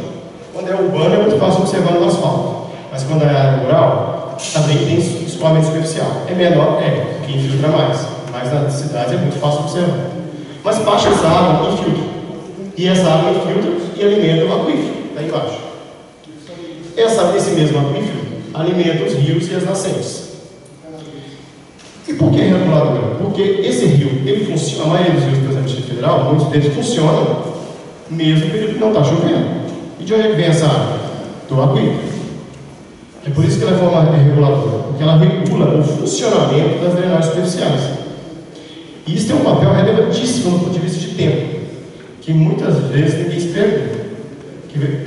Na próxima figura, eu tentei trazer aqui um exemplo de vários ciclos hidrológicos, ciclo da água. Tem centenas de modelos que mostram essas figuras. Todas elas mostram o processo natural da água. Sai dos mares, vai para as nuvens, chove, infiltra, alimenta os aquíferos, alimenta os rios. Todo mundo fala disso, todo mundo conhece isso. Mas pouco, mas muito pouco se fala sobre o tempo que cada etapa desse processo dura. Quanto tempo gasta para se formar uma chuva e ela chover? Segundos, a água sai da nuvem e cai na superfície. Quanto tempo gasta para a água sair da superfície, escorre pelo rio e chegar até o mar? Dias. Alguns mais, outros menos, dependendo da distância do mar, mas é muito rápido. Agora, quanto tempo gasta para água infiltrar e nascer no rio mais próximo? Alguém tem ideia? O movimento das águas subterrâneas é muito, muito lento. É da ordem de centímetros por dia, às vezes metros por dia, quando muito eficiente, às vezes muito menos de centímetros por dia. Observe, centímetros por dia, eu estou falando assim, se eu jogar uma gota d'água aqui, e sair no Lago Paranoá, quanto tempo vai gastar para chegar lá? Vocês têm ideia? É um tempo muito longo. Anos, exatamente. São anos. Esse é o papel principal regulador. O que eu quero dizer para vocês é o seguinte: a chuva que caiu aqui, daqui a alguns anos, ela vai chegar no Lago Paranoá. Então, se eu estou medindo a vazão lá do rio que está chovendo, lá, que está saindo lá das nascentes, não quer dizer que foi do ano passado. Pode ter sido de 20 anos atrás, dependendo da distância que eu estou lá, onde eu estou medindo. O que eu quero dizer para vocês é o seguinte: toda vez que eu furar um poço aqui, eu estou coletando água subterrânea, eu estou coletando água do futuro. Por que do futuro? Porque seria no futuro que ela estaria disponível no rio. Então eu estou antecipando um uso que naturalmente ela estaria nascendo no rio, posteriormente, ou no lago. Então, usar água subterrânea, não esqueçam disso, usar água subterrânea é usar água do futuro, mesmo que esteja próximo do rio. O que muda é o tempo no futuro que eu estou considerando, a distância e a condição. Então, para esse caso, um caso bem prático, aqui no Instituto Federal, eu peguei os dados do professor Herói, aqui é só para ressaltar a questão do tempo e do fluxo. E tem um caso bem interessante, que é o caso de São Sebastião. São Sebastião, todos conhecem aqui no Instituto Federal, é uma cidade que praticamente é abastecida por água subterrânea. Tem 20 postos da Caesb lá, que abastece mais de 100 mil pessoas. E lá, tinha-se uma suspeita de que esses postos estavam sendo sobreestocados. Porque há mais de 20 anos se utiliza esses postos lá. Né? Então, foi feito um trabalho para tentar entender de onde que vinha a recarga desse aquífero que alimentava esses postos. E aqui, só para localizar, aqui está São Sebastião, aqui é o mapa, essas cores representam o tipo de rocha e naturalmente o tipo de aquífero. Aqui a gente está no alto, desce na rodovia, passa por Mangueiral e desce para São Sebastião. E esses pontos são os poços, vermelho. Alguns deles, né? E aqui mostra alguns tipos de rocha. Eu não vou entrar em detalhe por enquanto, mas aqui é uma figura que mostra exatamente em perfil como é que é o relevo. A gente está no alto, Jardim Botânico, Papuda, vamos descendo e chega aqui em São Sebastião. Em São Sebastião tem os poços. E aqui é um tipo de rocha, e aqui são outros tipos de rocha. Então aqui tem um tipo de aquífero e ali tem outro. São todos fraturados. Então o sistema que alimenta esses poços são sistemas fraturados. Tem o sol na cobertura? Tem. Mas esses poços usam água do sistema fraturado. Então qual é a condição aqui? De onde é que vem essa água? Foram feitos um monitoramento por anos desses poços. Esses poços indicou que não estavam tendo sobreexploração. Então, houve a necessidade de descobrir de onde é que vinha essa água. De onde que vem essa água? Vamos medir, tem algumas maneiras de fazer análise química, como de isótopo, tentar datar essa água. Percebeu-se que essa água tinha muito mais de 400 anos. Pô, 400 anos, de onde que vem essa água? Foi quando se começou a entender que esse processo vem desde a recarga que nasce aqui, perpassa por todas essas rochas e alimenta esses poços aqui. O entorno da cidade tem recarga local, como eu coloquei aqui. Também tem recarga local, que alimenta um sistema poroso lá em cima e que alimenta os poços embaixo. Mas tem uma recarga intermediária aqui e tem recarga aqui mais distante. Agora, o que eu digo, pergunto para vocês? Se eu construir dezenas de condomínios, urbanização aqui, e impermeabilizar essa área que é a área de recarga, hoje, quando é que eu vou afetar São Sebastião? Exatamente. Daqui a 400 anos, daqui a 200 anos, vai depender do sistema de poço e aonde Eu estou falando de 400 anos, mas lá não foi datado com precisão. Alguns diziam que era mais de 50 anos, outros diziam que era 200 anos, outros disseram que era 400 anos. Precisa melhorar essa datação para saber exatamente esse processo. Então, o que eu quero dizer para vocês aqui é a questão do tempo, do sistema regulador. O aquífero que a gente está utilizando aqui, às vezes se eu impermeabilizar aqui, eu posso afetar aqui hoje, amanhã, e ninguém vê, que não afetou nada. Então a nossa geração que está aqui viva hoje presente, de repente, daqui a 20 anos, daqui a 50 anos, daqui a 100, e para eu encher isso aqui de novo, vou gastar mais 400 anos. Então são problemas que, da mesma forma que demora eu impactar, para resolver é proporcional. Então quando a gente fala de água subterrânea, aquíferos, a relevância deles para o sistema hídrico superficial, para a cidade, é de grande importância. Justamente por causa do tempo. O tempo para fazer qualquer coisa no aquífero é muito longo. Se eu contaminar ele, para eu limpar ele, é muito demorado. É muito demorado. Então, isso é muito importante vocês perceberem. Eu queria deixar essa mensagem principal em relação aos aquíferos do Distrito Federal. A gente tem uma área de urbanização privilegiadíssima, pouquíssimas cidades no mundo igual Brasília, tem áreas verdes, tem áreas permeáveis, mas a gente tem uma densidade populacional que está subindo, a gente tem cada vez mais áreas permeabilizadas, cada vez mais. Ainda tem outro problema. Em muitas cidades, como por exemplo, já estão vivendo uma sobreexploração, como na Índia, como nos Estados Unidos, como na Europa, em geral, na Alemanha, já se faz, por exemplo, recarga gerenciada de aquífero. No Distrito Federal, isso não virou ainda realidade. E a gente está vivendo uma situação de que, o que eu quero dizer para vocês, o Lago Paranoá será afetado por um poço que foi construído agora recente? Não. Mas eu posso estar tirando água que vai sair nele daqui a 5 anos, dependendo da distância que eu estou desse lago, ou dependendo do sistema aquífero que eu estou alimentando o lago. Então, ou daqui a 10 anos. Então, veja bem, a gente tem que trabalhar, a nossa capacidade de retirar água do aquífero é muito maior do que a de inserir naturalmente, pela chuva.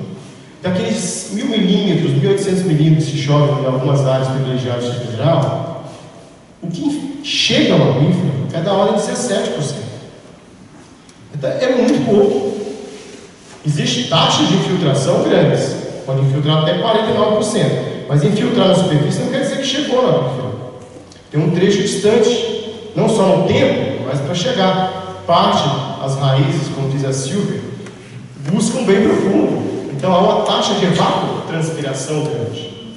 Então a gente está falando de água subterrânea, não esquecer água do futuro, porque a gente já antecipando o uso dela, né, no processo. Não quer dizer que não deve ser utilizada. Aliás, eu acho que é recomendado se utilizar água subterrânea. Mas há maneiras de recarregar o aquífero com segurança e há maneiras de se controlar a taxa de uso para que, se utilizarmos essa água, não impacte nas drenagens e não impacte condições geotécnicas da cidade, ou não impacte com outras funções do ecossistema, como por exemplo de filtro, entre outros aspectos. Gente, é isso, não vou delongar muito.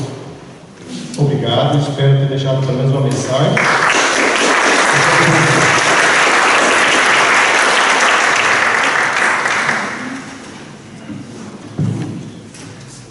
Passamos agora a falar de Antônio Carlos Carpinteiro, autor do projeto da cidade de Ariquemes, em Rondônia, e coordenador de projetos Carreira. Eu sou professor da Universidade de Brasília. Também. Eu posso colocar primeiro?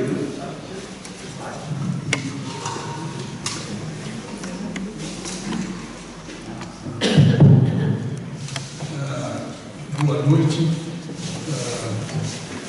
Doutor Paulo Casagrande, presidente do Instituto, saúdo em sua pessoa, saúdo todos os presentes sócios e os participantes do Instituto e os presentes nesse evento. E o professor Jovenard, eu saúdo também a organização disso, que eu acho que é de grande importância, vista as falas já colocadas aqui. O que eu tenho a dizer é pouco. Depois do que foi dito, acho que a professora Silvia foi excelente, o Próspero foi excepcional, essa última fala foi muito boa também e deu esclarecimentos importantes para a compreensão das coisas de Brasília. E eu vou falar um pouco de algumas coisas mais recuadas no tempo, que eu vou falar. O João Bernardo me pediu para falar sobre as escalas do plano piloto de Brasília, que elas implicam na lei de tombamento, né? Mas eu fui estudar a coisa. Eu acho que não teria muito interesse entrar aqui no detalhe de cada uma das escalas, então eu preferi falar de uma forma geral, eu vou tocando nas questões relativas a cada uma das escalas. A escala bucólica, né, que se refere aos espaços, os grandes espaços rurais, né, os espaços vazios, os parques urbanos e os espaços rurais. A escala monumental, que eu acho que eu não preciso detalhar, mas onde se criam as referências materiais e espirituais para a circulação das pessoas. A escala residencial, que é a fundamental, porque é a escala da vivência do cotidiano. O Lúcio Costa usa na expressão, quando ele fala da escala residencial, ele não fala da escala residencial, ele fala de construir uma quadra, na proposta do plano, construir prédios com uma altura que permita uma mãe chamar uma criança com a própria voz. Então, 6 andares, ele fala explicitamente esse fato em alguns momentos da fala do Lúcio Costa. Isso não está... Bom, e a escala gregária talvez a mais incompreendida, porque é a escala da aglomeração, efetivamente a agregação das pessoas se cotovelarem, né? Eu me lembro quando eu morava em Porto Velho, eu ia a São Paulo, eu ia para o Viaduto do Chá, 5 horas da tarde, para ficar andando de um lado para o outro, tudo pensando nas pessoas. Fazia falta, né? Essa coisa a escala gregária é muito importante na convivência humana. E a gente trabalhar a questão entre a escala bucólica, monumental, a escala residencial e a escala gregária, a gente conforma a cidade. Eu fui para pegar esse tema e tratar esse tema voltado para a questão ambiental, né, do Distrito Federal. Eu fui atrás no primeiro documento do Distrito Federal, que é o Relatório Cruz. O Relatório Cruz, em 1896, foi publicado em francês e português. Ele foi publicado em Paris, a primeira edição dele. Em francês e português, o Cruz era belga, mas escrevia em francês, e muitas vezes ele escreve o rio Paranoá como o rio Paranauá, né, para a pronúncia francesa do Paranoá. O rio, ele fala do rio Paranã, que aqui ele distingue do grande Paraná, porque em francês não há distinção do som do nasalado. Eles não conseguem perceber o nasalado que nós temos. Paraná e Paraná, para eles é a mesma coisa. Então, o Relatório Cruz foi publicado e eu publiquei em 2009, 2010, eu publiquei 2 artigos em congressos diferentes. Um não foi um congresso, foi um livro que se chamava Revisitando o Instituto do Patrimônio. Os organizadores são o Edésio Fernandes e a Betânia Alfonsin, aonde talvez esse artigo seja onde eu trabalho mais especificamente as questões do planejamento de Brasília, das escalas urbanas da preservação definida em lei. E também eu publiquei no cinquentenário do Plano Piloto, em 2010, eu publiquei na revista da Universidade da Humanidades um artigo com o nome de Paisagem e Política, onde eu trabalho toda a questão da paisagem. Muitas das coisas que foram faladas aqui estão trabalhadas nesse artigo, porque eu vou cuidadosamente, um por um, em cada momento, cada situação. Então, para falar em 15 minutos é muito pouco. A gente tem muita dificuldade de falar de um tema que é muito grande. Efetivamente, o Flósculo colocou muito bem quando a necessidade da gente trabalhar o conjunto das coisas. O urbanista não pode ser nunca um unidisciplinar. Ele tem que ser político, tem que ser economista, tem que ser sociólogo, tem que ser geólogo, tem que ser ao mesmo tempo. As mesmas atitudes sendo ao mesmo tempo. E nesse sentido, a gente vê que a junção de geografia e história produz uma coisa que a gente não fala muito, mas que é a geopolítica. A geopolítica é precisamente a ligação de geografia e história, de a gente trabalhar as coisas unidas numa questão só. Então, a visão que eu tenho desse processo é por aí. Por isso que eu vou no relatório Cruz, porque o relatório Cruz tem, na forma embrionária, todos os elementos que a gente está discutindo aqui. O Cruz era um belga, ele era belga de província flamenga da Bélgica, mas a formação era francesa, ele escrevia em francês. E o Cruz veio para o Brasil para visitar amigos que estudaram com ele na escola militar em Paris, e ele veio em 1872, 74, ele veio visitar esses amigos e o imperador conheceu e chamou ele foi o primeiro diretor do Observatório Nacional do Rio de Janeiro, o Observatório do Valon, né? E ele foi chamado pelo governo da República, pelo Floriano Peixoto, que foi o segundo presidente da República, para cumprir uma medida posta no artigo 3º da primeira Constituição da República, que é a definição da mudança da capital para Brasília, né? A necessidade de mudança da capital para Brasília, e a definição numa área genericamente determinada como no Planalto Central, uma área de 14.400 km², ou seja, um quadrado de 120 por 120 km, definido aleatoriamente, para demarcar, para nela se constituir o Distrito Federal e a nova capital da República. Então, a gente vê essa localização de Brasília, que o Cruz estudou cuidadosamente isso, e na introdução do relatório, ele define como ele tomou a decisão de localizar nessa posição. Ele tomou a decisão, a questão toda era a ocupação territorial, ele tinha noção clara. As pessoas falam muito da situação de defesa no Rio de Janeiro, que estaria sujeita às marinhas estrangeiras, mas isso não era o mais relevante na hora que o Cruz estudou.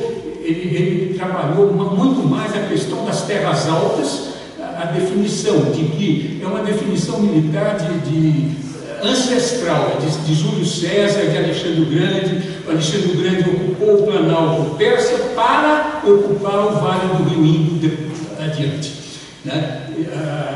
Hoje, uma visão mais recente, essa mesma teoria das terras altas leva o Estado de Israel a ocupar as colinas de Golã, as nascentes do Rio Jordão.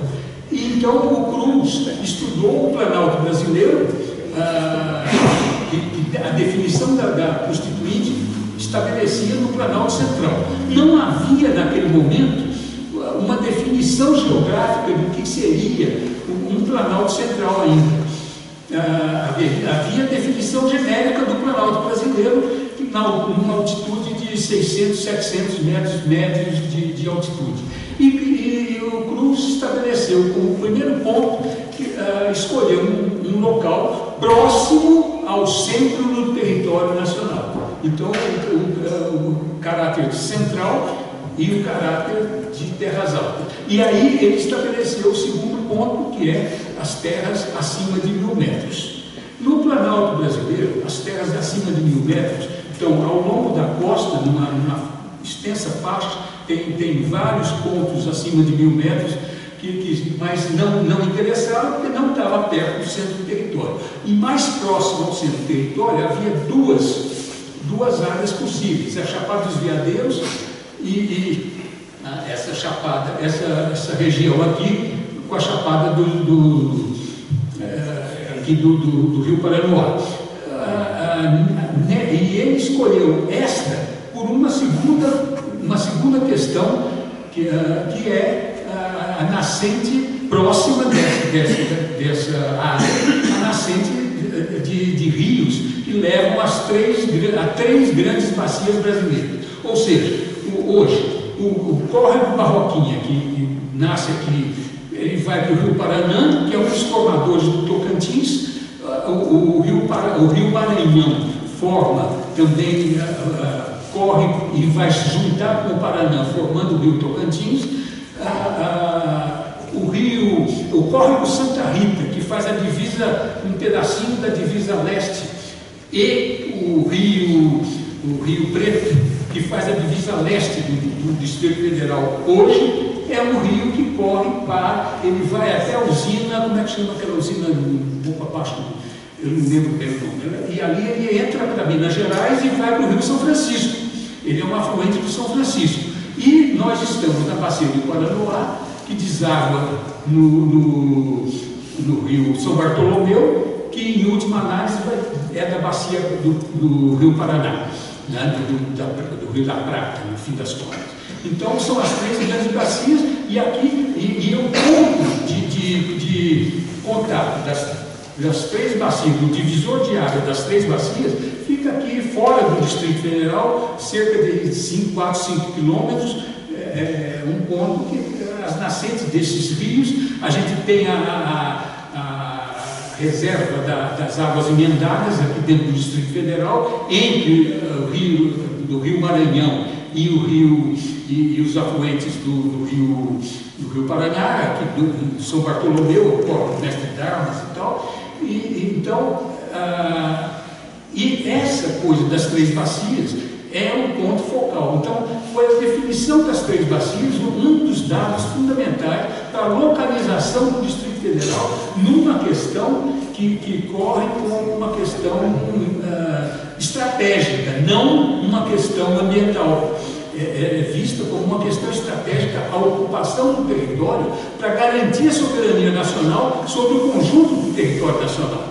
E a gente vê o resultado de Brasília, por mais que a gente queira ver, a gente percebe que a partir da construção de Brasília se criou um novo estado, porque se dividiu Goiás e Tocantins.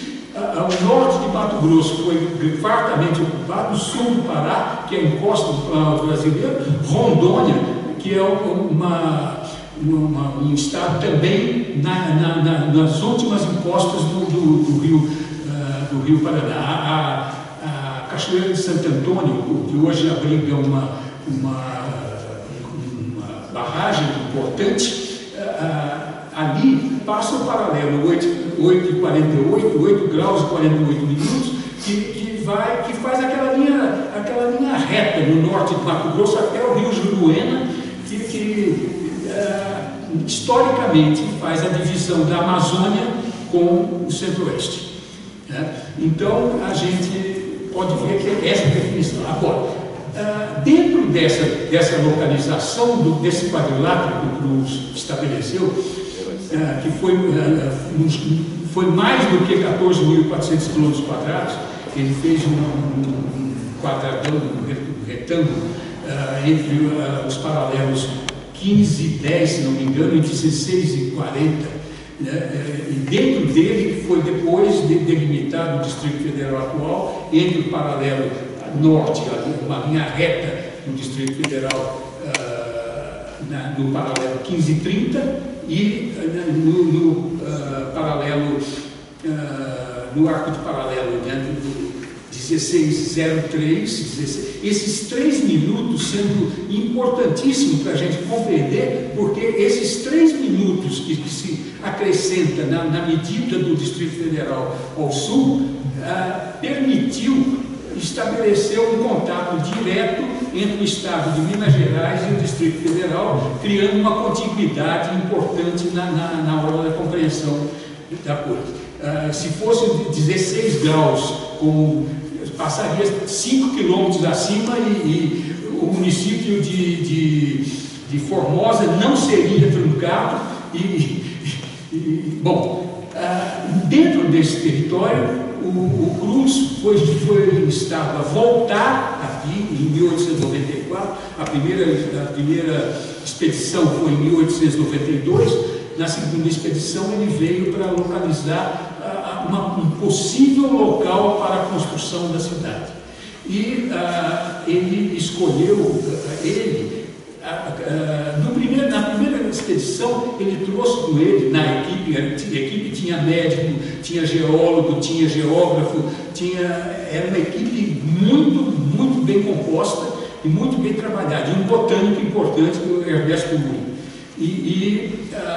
Na segunda expedição, ele trouxe como botânico um paisagista, botânico e paisagista, que era diretor do Jardim Botânico do Rio de Janeiro, francês, Auguste Blasius, que foi quem trabalhou a localização, e ele se refere a este local, o vastíssimo vale que ele fala, o vastíssimo vale do rio Paranoá, do rio Paranoá, Rio Torto, Rio Gama. Ele cita especificamente esses rios, esse vastíssimo vale, e ele faz uma frase que eu acho que é a definição que o Lúcio Costa pegou. O Lúcio Costa talvez tenha sido o único dos concorrentes do plano, em 57, o único concorrente que leu de fato o relatório Cruz, porque ele trabalhou, o plano dele tem muito a ver com o sítio do Cruz.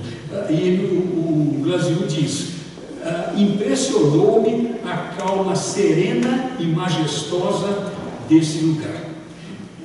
Isso define uma monumentalidade a partir do sítio urbano, não é a monumentalidade que as pessoas trabalham normalmente com grandes coisas. E o Lúcio Costa, no preâmbulo do plano piloto, ele fala claramente isso. Ele fala que a monumentalidade é uma coisa é a expressão daquilo que vale e significa, não é uma ostentação. E ele faz uma coisa que no urbanismo é muito rara a gente vê, que localizar o foco monumental da composição no ponto baixo. Ele trabalha no eixo monumental, ele trabalha o foco no ponto baixo, porque o plano do Lúcio Costa trabalha exatamente o horizonte das chapadas ao redor do tombo central do sítio urbano. Ele trabalha exatamente isso. O horizonte é parte da composição urbana de Brasília. E ele é visível não só no eixo monumental, mas em muitas das ruazinhas comerciais das 300. A gente, olhando de lá, a gente tem uma visão de um pedaço do horizonte. Então, a monumentalidade de Brasília é estabelecida a partir do sítio urbano, e o sítio urbano é que é monumental. Essa monumentalidade do conjunto é muito importante. Eu devo salientar que houve dúvidas quanto a essa localização estabelecida pelo Cruz, e na Constituinte de 1945 se repropôs uma revisão disso, que resultou na Comissão Poli Coelho, e que reafirmou esse local como um sítio oportuno. E no relatório Belcher, que já era o relatório definitivo estabelecer as localizações, esse aqui era o sítio Castanho, que é o mesmo sítio do Vale Sereno e Majestoso do Brasil. Então, a monumentalidade de Brasília se estabelece na relação entre a cidade e o seu sítio. Essa monumentalidade que ele fala que é inerente a uma capital. Brasília foi feita para ser capital, ela não foi feita para ser uma cidade qualquer. O Lúcio Costa expressa isso claramente. Eu gostaria do cidadão que falou da questão dos empregos no plano piloto. A cidade foi feita para a capital, não foi feita para ser uma vila de fundo de quintal. É a capital do país e isso é uma marca, e essa monumentalidade é uma representação nacional que é importante. E a capital tem várias situações. Então, essa monumentalidade é que informa todo o conjunto do plano do Lúcio Costa. Quando ele faz o eixo monumental e localiza ao redor do eixo monumental os elementos do governo e os elementos da vida comum urbana, e no eixo rodoviário, que ele joga esse eixo monumental sobre o divisor de águas, que é muito sutil o divisor de águas, porque as declividades são muito baixas, mas dá um divisor de águas de Lago Norte-Sul, tanto que o azimuth do eixo é 107, não é 90. O Palácio da Alvorada, quem olha da torre de televisão, o Palácio da Alvorada é efetivamente o leste, mas a direção do eixo tem 17 graus além dos 90 graus da linha leste-oeste precisa. E as demais escalas do plano vêm em decorrência dessa monumentalidade do conjunto que o Lúcio Costa estabelece. Os elementos todos vêm se colocando na relação com isso. A escala bucólica, o Lúcio Costa tomou como centro da composição, como ponto central da cidade, o ponto mais alto do domo, e nele ele localizou a praça que a gente chama hoje de Praça do Buriti, mas que ela foi deslocada 750 metros por definição da Nova Capa. Foi exatamente 750 metros entre a cruz do cruzeiro, que está precisamente nas coordenadas, eu acho que, se não me engano, é 47,53 e 53 e 45. Eu não lembro exatamente as coordenadas daquele ponto. Não é exatamente daquele ponto, mas está muito próximo daquele ponto, do ponto mais alto do domo central. Então, o eixo monumental, rigorosamente naquela direção. E o deslocamento que foi feito no projeto do Lúcio Costa deslocou ao longo desse eixo todo o conjunto urbano. E aí a gente vê um segundo efeito desse deslocamento, que o plano do Lúcio Costa previu a rodoviária escavada, ela estaria localizada naquele local onde passa hoje, por baixo do eixo monumental, a W3 Norte-Sul. Aquela ligação Norte-Sul, ali fica a localização original seria o buraco do Tatu, né? Que está ali naquele ponto. E a praça em cima da rodoviária, a plataforma rodoviária, seria o próprio terreno. Veja que os setores bancários e comerciais em volta estariam no mesmo nível daquela praça. E o deslocamento resultou que a rodoviária ficou acima do solo, houve movimentações e na ligação norte, na parte norte do eixo monumental, do eixo rodoviário, a gente vê que as ligações entre o setor bancário norte e o setor comercial norte ficam altamente prejudicadas porque não há uma franqueza de ligação. Na Asa Sul fizeram uma galeria dos estados, precária, não resolve, mas há uma possibilidade de passagem segura, mas na Asa Norte não. Então isso mostra que foi feito descuidadamente esse deslocamento.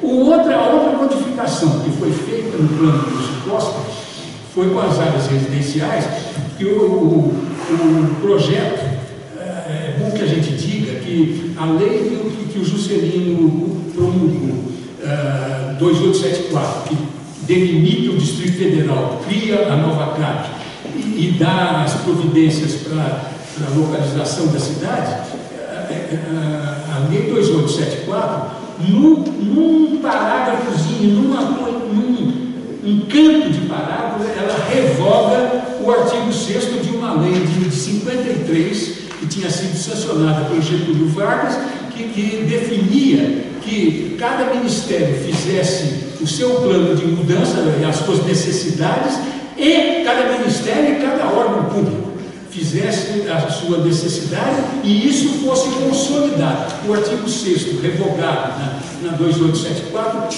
fala exatamente da consolidação de todos esses planos parciais de mudança. Então, isso mostra que Brasília, de fato, não teve planejamento.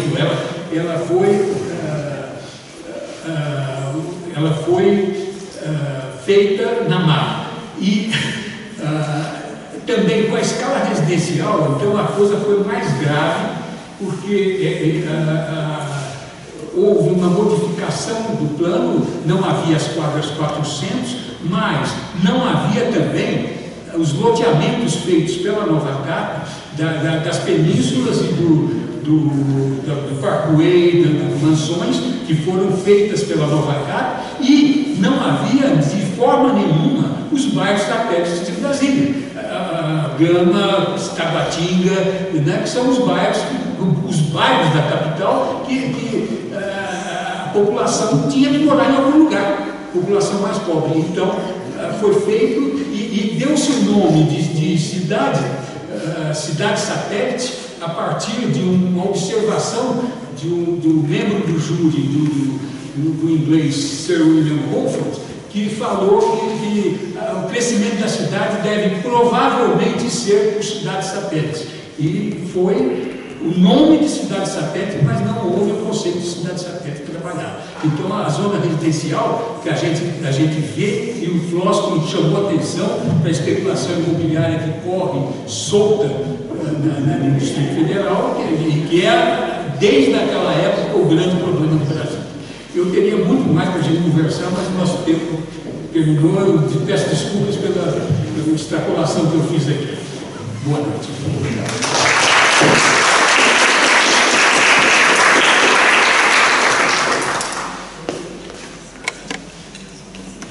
Finalmente, a palavra de Eugênio Judenardi, presidente da Comissão de Geografia e Meio Ambiente do Egito. E ao final, a plateia é convidada para um pão de queijo, uma conversa mais informal. Antes disso, as pessoas escolhidas para fazer as perguntas farão as perguntas breves, com respostas breves.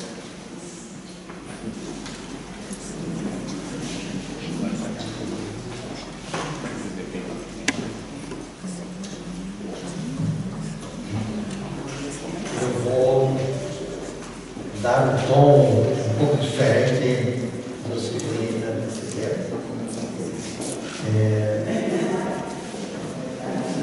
que eu vejo o Brasil como sociólogo, não como arquiteto, nem como geógrafo, nem como geólogo, nem como agrônomo.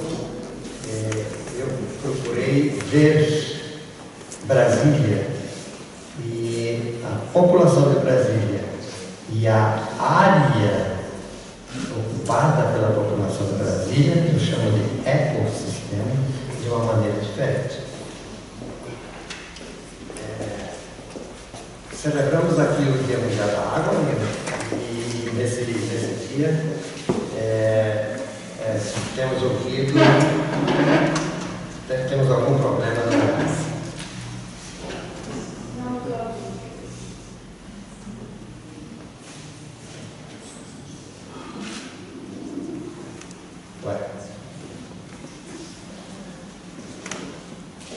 Bom, eu ia começar com uma imagem de Fontenelle, que apareceu agora, A Glória e Tragédia de Mário Fontenelle. Dizem que Mário Fontenelle, jocosamente, depois que apresentou essa fotografia, teria dito que esta é a área virgem do Cerrado antes da invasão dos bárbaros.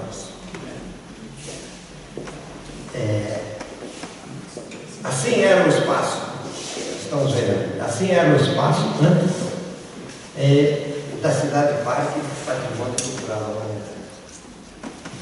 É impressionante ver uma área virgem e depois ocupada pela espécie humana. Então,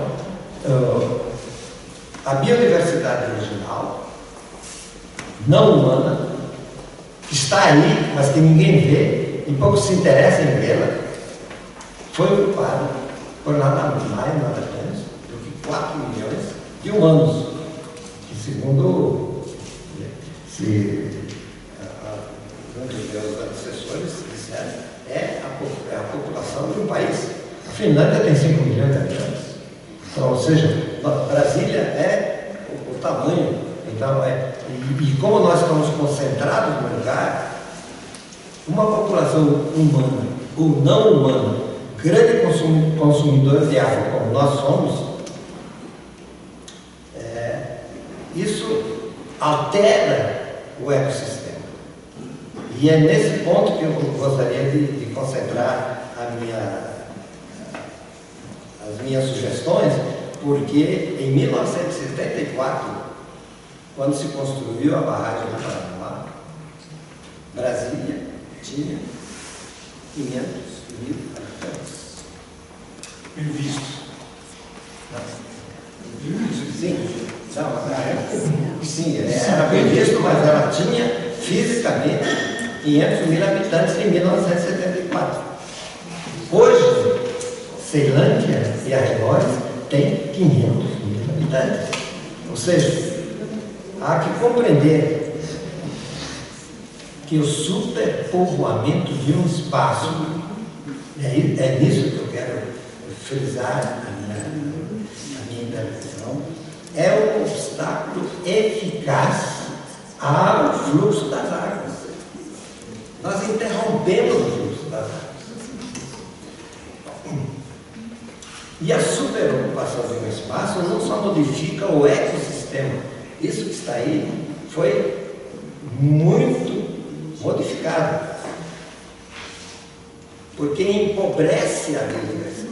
Nós expulsamos os não humanos dessa região. E uma das grandes dificuldades de administrar uma grande população é que a população cresce mais velozmente do que a capacidade nossa, a capacidade do Estado, a capacidade da cidade de administrar essa população.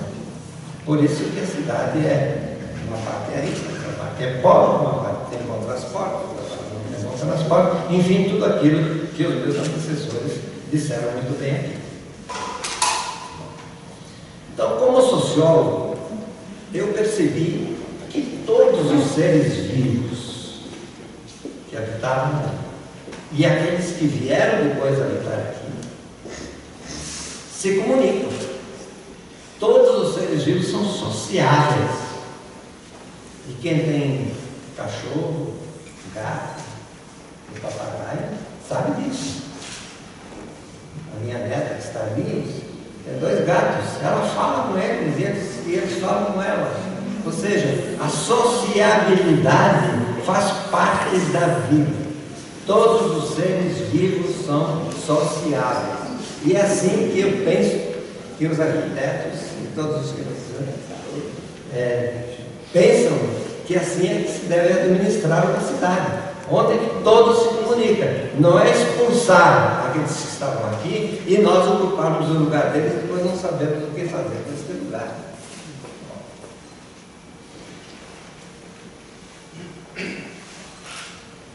E eu quero dizer também que não é nenhuma genialidade, como alguém disse esses dias, né? Não é nenhuma genialidade compreender a natureza.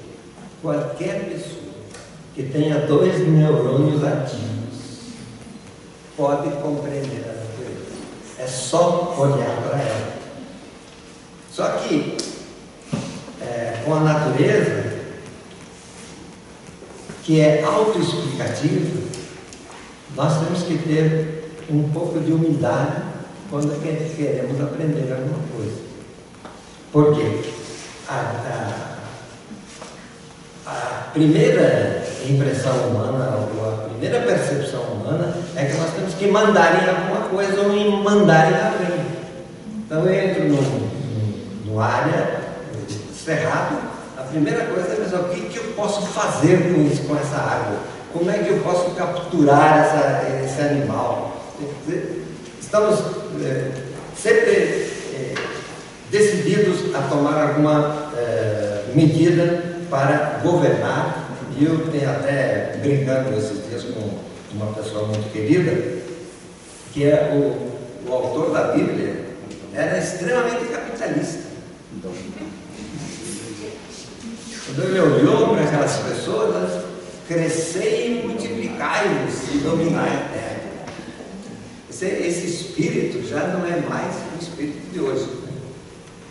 Bom, então ali vocês veem 2 imagens, uma ao lado da outra, porque com a ajuda da Universidade de Brasília, na primeira imagem, essa é a área que eu chamo de Sítio das Neves, que eu adquiri em 1974, uma área de 12 alqueires. A parte mais escura significa que depois de certo tempo de proteção, de respeito ao cerrado, a vegetação decidiu crescer. E lá do outro lado, aquelas partes mais brancas, a parte que foi praticamente destruída durante 200, 300 anos antes da nossa chegada por aqui. Os 12 alqueires que eu tinha comprado, depois com o georreferenciamento obrigatório pelo INCRA, pelo IBRAM e pela Receita Federal, traduzia os 12 alqueires em 70 hectares, ou 700.000 metros quadrados. Quando eu entrei nessa área, era uma terra arrasada, pisoteada por cascos de boi durante muitos anos, porque a fazenda em Rio das Lajes partia de Alexânia,